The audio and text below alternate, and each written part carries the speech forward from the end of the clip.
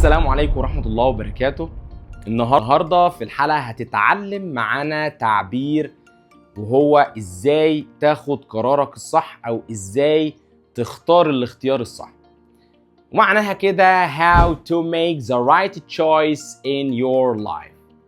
تعبيرنا النهاردة بنتكلم عن تعبير وهو make a choice. make a choice يعني صناعة الاختيار او تحديد الاختيار. وتعالى يلا كده نبدأ نسمع الشارون بتاعنا على التعبير ده وازاي هم بيستخدموه وهم بيتكلموا. وأول جملة معانا بتقول The last thing she ever asks me if I made the right choice. نقولها تاني. The last thing she ever asks me if I made the right choice. يعني آخر حاجة هي سألتنا عنها لو أنا اتخذت القرار الصح أو الاختيار الصح. دورك دلوقتي إن أنت تسمع الجملة اللي أنا قلتها. Let's chat. The last thing she ever asks me is if I made the right choice. The last thing she ever asks me is if I made the right choice. نروح للجملة التانية وبتقول I told them I was coming up here because I want to see if I made the right choice. نقولها تاني. I told them I was coming up here because I wanted to see if I made the right choice. ومعناها أنا قلت له إن أنا جاي هنا علشان أشوف أنا اتخذت القرار الصح ولا لأ. It's your turn to listen and let's make shadowing. I told him I was coming up here because I wanted to see if I'd made the right choice.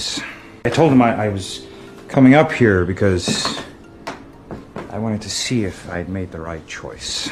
نروح بقى مع بعض للتعبير أو الفيديو الثالث ونشوف هم استخدموا التعبير ده في الجملة دي إزاي. والتعبير بيقول But you do realize that every day you make choices that affect your life. But you do realize that every day you make choices that affect your life. ومعناها لازم تدرك كده ان انت كل يوم بتصنع قرارات بتأثر على حياتك. It's your turn to listen and let's make shadowing. But you do realize that every day you make choices that affect your life. But you do realize that every day you make choices that affect your life. I don't want to make a choice between them. But if I did, are you saying that I should decide based on the appearance of their feet? Neither their feet nor their faces. You should examine their hearts, their livers, and every other organ. In any case, it makes no difference. You are only fooling yourself, Ragnar Lothbrok, if you think the choice is yours to make.